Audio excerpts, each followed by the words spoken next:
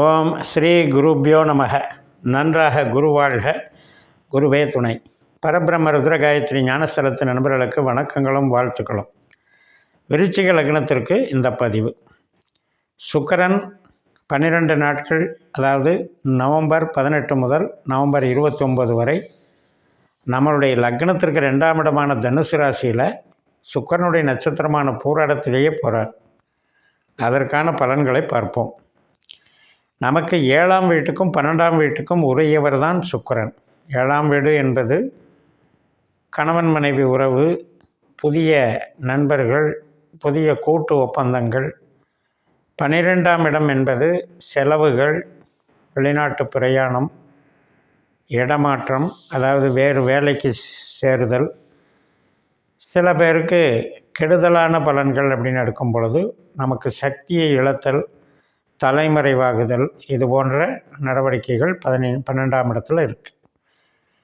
அப்போ நம்ம லக்னத்தை பொறுத்த வரைக்கும் கொஞ்சம் 50% பாசிட்டிவ், 50% நெகட்டிவ் உள்ள கிரகம் சுக்கிரன். இப்போ நம்ம ஜனன ஜாதகத்தில் சுக்கிரன் அப்படிங்கிறவர் நமக்கு அகம் சார்ந்து நன்மை செய்கிறவராக வந்திருக்காரா, புறம் சார்ந்து நன்மை செய்கிறவராக வந்திருக்காரா, இல்லை ரெண்டுக்கும் சேர்த்து கெடுக்கிறவராக இருந்திருக்கிறாரான்னு இந்த வகையில் நம்ம பார்த்துக்கணும். முதல்ல 12 பாவ உபநட்சத்திரங்கள் அப்படின்னு நம்மளுடைய பாஸ்கர அஸ்ட்ராலஜியில் நம்ம ஜனன ஜாதகத்தை கணிச்சுக்கணும். அப்போ 2, 6, 10 ஆதிக்கம் பெற்றால் தொழில் பலம், 3, 7, 11, 1, 5, 9 உறவுகள் பலம், மூளை உழைப்பு பலம். அதே 8, 12 தொடர்புகள் வரும் பொழுது ரெண்டுத்துக்குமே பாதிப்பு, கஷ்ட நஷ்டம் அப்படிங்கிறது தான் இதில் உள்ள சூட்சுமம். இப்போ நமக்கு 2ஆம் இடத்துல இந்த 12 நாளில் சுக்கிரன் நட்சத்திரத்திலே வரும் பொழுது 2ஆம் இடம் வலுவாகிறது. 2ஆம் இடம் அப்படின்னா தான் நம்ம பேசுகிற பேச்சு, குடும்பம், தனநிலை, சேமிப்பு. இது சேமிப்பு அப்படிங்கிறது பொருள் சார்ந்து, நம்ம வேலை சார்ந்து, நம்மளுடைய தொழில் சார்ந்து வரக்கூடிய பணம்னு அர்த்தமாகும். அப்படிப்பட்ட ஒரு பலம் நமக்கு இருக்கிறது பொருளாதாரத்துக்கு மிக மிக நல்லது. பொருள் சார்ந்த விஷயங்களுக்கு, தொழில் சார்ந்த விஷயங்களுக்கு மிக மிக நல்லது. இந்த 12 நாட்களில் அது மாதிரியான மூலதனம் சம்மந்தப்பட்டதோ அல்லது ஒரு டிமாண்ட் க்ரியேட் பண்ணுறதோ, நம்ம ப்ரொடக்ஷன் சென்டர் வச்சுருக்கோம், நம்ம தொழில் பார்க்குறோம், அந்த தொழில் சார்ந்து நம்ம சில முடிவுகள் எடுத்து ரொம்ப அதிகப்படியாக அந்த தொழிலை வளர்ப்பதற்கான முயற்சிகளில் ஈடுபடுறதுக்கும் ரொம்ப சிறப்பாக இருக்கும். இப்போ ஒரு இடத்துல வேலையில் இருக்கோம் அப்படின்னா அந்த வேலைக்கும் இது சாதகமாக இருக்கும். நம்மளுடைய வேலை பாராட்டப்படும், அங்கீகரிக்கப்படும். புதுசாக வேலை தேடுறவங்களுக்கு புதுசாக வேலையும் கிடைக்கும். அது மாதிரி நன்மைகள் நடக்கும். கடன் கேட்குறவங்களுக்கு கடன் வழியாக பணம் கிடைக்கும். தொழில் வழியாகவும் பண சேமிப்பு உருவாகும். இப்படிப்பட்ட நல்ல நன்மைகள் நம்ம விருச்சிக லக்னத்திற்கு இந்த 12 நாள் அமையும். இது எல்லா விருச்சிக லக்னக்காரர்களுக்கும் அப்படியே நடந்துடாது. நம்ம ஜனன ஜாதகத்தில் சுக்கிரன் என்கின்ற கிரகத்தினுடைய திசையோ, புத்தியோ, அந்தரமோ, சூட்சமோ நடக்கணும். நடக்கும்போது இந்த பலன்கள் நமக்கு கண்டிப்பாக நடக்கும். இப்போ அது இல்லாமல் நம்ம ஜனன ஜாதகத்தில் 8ஆம் பாவ 12ஆம் பாவ உபநட்சத்திரமாக சுக்கிரன் வந்துட்டாருன்னா நமக்கு இந்த வலு பெறும் பொழுது அந்த 8ஆம் பாவத்தையும் 12ஆம் பாவத்தையும் அதிகமாக நமக்கு ப்ராப்ளம் பண்ணுவார். இப்போ ஒரு பேச்சு பேசுகிறோம், 8ஆம் பாவம் 12ஆம் பாவம் அந்த பேச்சோட தொடர்பு இருந்தால் நம்ம பேச்சினாலேயே நமக்கு பிரச்சனை வரும்னு அர்த்தம். ஒருத்தர் பேசியே அதன் மூலம் அவருக்கு கிட்டத்தட்ட பெரிய தண்டனைகள்லாம் கிடைக்கிறது இல்லையா?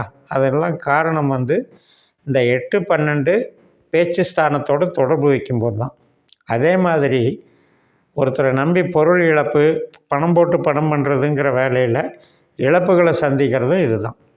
சுக்கிரன் என்பது ஒரு பெண்களை உருவகப்படுத்தக்கூடிய கிரகம். திருமணமாகாத பெண்களுக்கான ஒரு காரகம்தான் சுக்கிரன். அப்போ ஆண்கள் வகையில் இது சார்ந்தும் நமக்கு அந்த 8, 12 தொடர்பு இருந்தால் அந்த பெண்கள் வழியிலையும் சில பிரச்சனைகள் வருங்கிறத புரிஞ்சுக்கணும். சரி, அப்படி இல்லை, நமக்கு இந்த 8, 12 தொடர்பு இல்லாமல் நம்ம ஜனன ஜாதகத்தில் சுக்கிரன் அமைஞ்சிட்டாரு அப்படின்னா இந்த காலகட்டத்தில் நன்மைகள் நடந்தாலுமே கூட பொருள் சார்ந்த நன்மைகள் அப்படிங்கிற வகையில் தான் பாசிட்டிவாக இருக்கும். உறவுகள் சார்ந்த வகையில் அவ்வளவா சிறப்பு இருக்காது. அப்படின்னா நமக்கு 7ஆம் அதிபதி தான் சுக்கிரன். ஆனால் 2ஆம் வீட்டில் இருக்கும்போது அந்த 7ஆம் வீட்டுக்கு 8ஆம் வீடாக மாறிடுறார். அப்போ அந்த 7ஆம் வீடு 8ஆம் வீட்டினுடைய பலனை அனுபவிக்கிறதுங்கிறது கணவனோ அல்லது மனைவியோ டென்ஷன் ஆகிறத குறிக்குது, ஒரு ஆரோக்கியம் பாதிக்கப்படுறத குறிக்குது, அல்லது வாக்குவாதத்தில் ஈடுபடுறத குறிக்குது. இப்போ இது மாதிரி நம்ம பேசுகிற பேச்சினால் பாதிக்கப்பட்டு அவங்க டென்ஷன் ஆகி வாக்குவாதமாக போகிறதும் அந்த 8ஆம் இடமாக வேலை செய்யும். அப்போ நமக்கு பொருள் சார்ந்த வகையில் இந்த 12 நாட்களை நீங்கள் தாராளமாக பயன்படுத்தலாம். எந்த காரியங்களுக்கும் இப்போ சுக்கிரன் அப்படின்னாலே ஆடம்பரமான தொழில்னு அர்த்தம்.